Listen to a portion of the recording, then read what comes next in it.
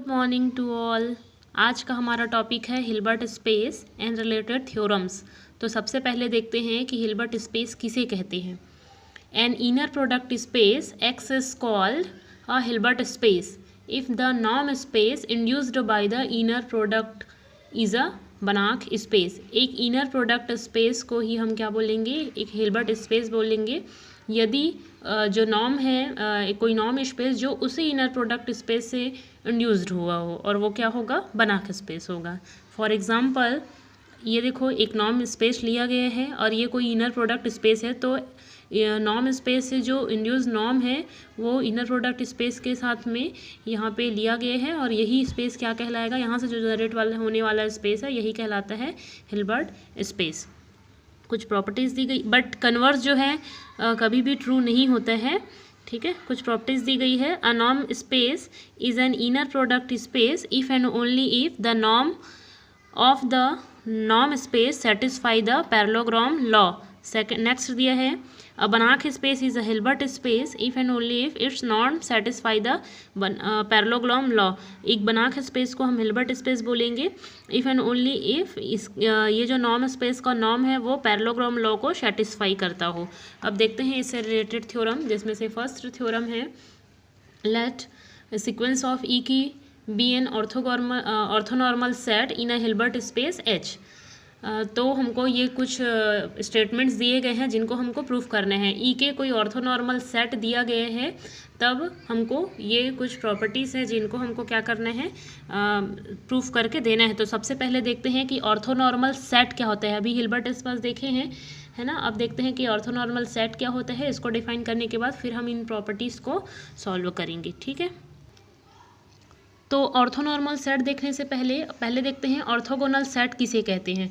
To elements x and y in an inner product space x are said to be orthogonal if inner product of x y equals to zero. कोई भी दो element किसी inner product space x का यदि लिया जाए, x और Y, तो इन दोनों का जो इनर प्रोडक्ट है वो ऑलवेज क्या होना चाहिए, ज़ीरो होना चाहिए, है ना। तब इसे हम कहेंगे, तब इस प्रकार के सेट को हम क्या बोलेंगे, ऑर्थोगोनल सेट। और यदि x का कोई सबसेट s लिया जाए तो इसको भी ऑर्थोगोनल बोलेंगे यदि x परपेंडिकुलर हो y का, जबकि x और y दोनों क्या है, डिस्टिंक्ट एलिमेंट है, और ये जो x y लिया गया है वो s से ही लिया गया है। अब देखते हैं, जैसे उसमें कहा गया था उस थ्योरम में कि ऑर्थोनॉर्मल सेट की बात की गई थी। तो ऑर्थोनॉर्मल सेट क्या होता है, a subset s of x is said to be orthonormal if s is orthogonal and norm of x equals to 1 for all x belongs to S। x का कोई सबसेट s को ही हम orthonormal set बोलेंगे। कब बोलेंगे, यदि s स्वयं जो है ऑर्थोगोनल होना चाहिए, और साथ ही साथ ये जो नॉर्मलिटी का कंडीशन है, norm of x equals to 1, इसको सेटिस्फाई करे किसी x बिलोंग्स टू s के लिए, ठीक है। तो अब देखते हैं हम अपना थ्योरम, जिसकी पहला स्टेटमेंट है, the series summation alpha k e k converges if and only if the series summation mod of alpha के का होल स्क्वायर कन्वर्जेस। एक एक करके देखते जाते हैं। तो पहले इसका प्रूफ देखते हैं। एक सीरीज़ अल्फ़ा के ई के यदि कन्वर्ज करता है तो हमको दिखाना है, दोनों ओर से दिखाना है, इफ़ एंड ओनली इफ़ का कंडीशन दिया हुआ है। तो पहले पार्ट को लेके चलते हैं। Let S n equals to alpha one E1 plus alpha two E2 plus continue EN alpha n EN, इस टाइप का ये जो सीरीज़ दिया गया है, इसको अपन क्या कर लिए, एक्सपॉन्ड कर लिए और इसको कंसिडर कर लिए SN के इक्वल में। और साथ ही साथ हमको दिखाना है कि अल्फ़ा के समेशन अल्फ़ा के कन्वर्ज करता है, तो इस सीरीज़ को भी एक्सपॉन्ड कर दिए और इसको ले लिए हैं सिग्मा n, ठीक है। तब then for any integer m and n is greater than m के लिए इस टाइप का एक सीरीज़ लेते हैं, norm of Sn minus Sm का होल स्क्वायर, और इसको इस प्रकार से एक्सपॉन्ड करते हैं। देखो Sn यहाँ पे इस प्रकार से लिया गया है, तो यहाँ पे Sn माइनस Sm है, तो उसको भी इसी सीरीज़ के अकॉर्डिंग इसको एक्सपॉन्ड लिया गया है, ठीक है। यहाँ पे सब में नॉर्म को सेपरेट कर दिया गया है, और यहाँ से ये देखो सिग्मा n की वैल्यू हम यहाँ पे कंसीडर किए हैं, तो यहाँ से इसकी वैल्यू इस टाइप का लिखा गया है। तो हमको क्या मिल जाएगा, sigma n minus sigma m।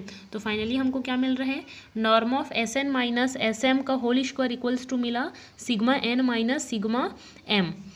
तो hence Sn is a Cauchy sequence in H। ये देखो, ये जो प्रॉपर्टी है ये कॉसी सीक्वेंस की प्रॉपर्टी है। इसका मतलब ये दिया गया सीक्वेंस क्या है, हमारा कॉसी सीक्वेंस है। If and only if sigma n is a Cauchy sequence in R, यदि सिग्मा एन कॉशी सीक्वेंस होगा तभी एस एन भी क्या होगा, कॉशी सीक्वेंस होगा. Since H and R complete, hence the statement first follows. H और R दोनों यहाँ पे कंप्लीट है क्योंकि हिल्बर्ट स्पेस है और हिल्बर्ट स्पेस कंप्लीट होता है. ठीक है, तो ये जो फर्स्ट कंडीशन है वो क्या कर रहे हैं, फॉलो कर रहे हैं.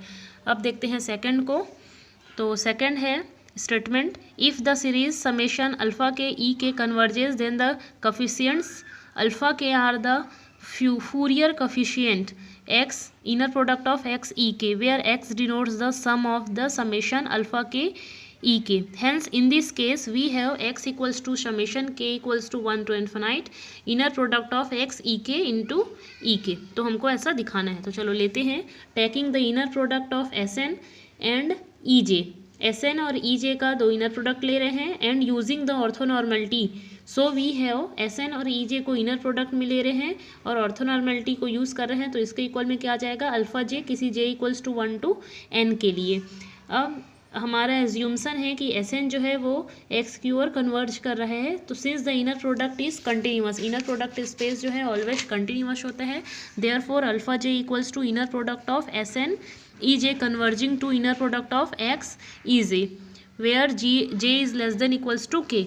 Here we can take k is less than equals to n as large as we please because n is tending to infinite, so that we have alpha j equals to inner product of x Ej. क्यों ऐसा हो रहा है, क्योंकि ये वाला जो series है ये इस लिमिट ऑपरेटर की ओर कन्वर्ज कर रहा है किसी j equals to 1 to n के लिए, और यही हमको दिखाना था कि ये इस टाइप का रिप्रेजेंटेशन रखता है. नेक्स्ट स्टेटमेंट देखते हैं. For any x belongs to H, the series summation alpha k e k with alpha k equals to x e k converges from the Bessel's inequality. अब देखो यहाँ पे Bessel's inequality को use किया गया है. ये जो लिखा है इक्वेशन 1 में ये Bessel's inequality का फॉर्मेट है. तो अभी हम दिखाएं कि ऊपर वाली जो सीरीज़ है वो कन्वर्ज कर रहा है, तो इसलिए ये वाली भी सीरीज़ कन्वर्ज करेगी. ये देखो सेम लिया गया है इनर प्रोडक्ट में, तो ये भी कन्वर्ज करेगा. तो ये कन्वर्ज करेगा, इसका मतलब अल्फ़ा भी कन्वर्ज करेगा. तो देखो लिखा है that is summation of k equals to 1 to infinite mod of alpha k का square is convergent. Consequently from property number 1 the series summation alpha k e k converges. Thank you.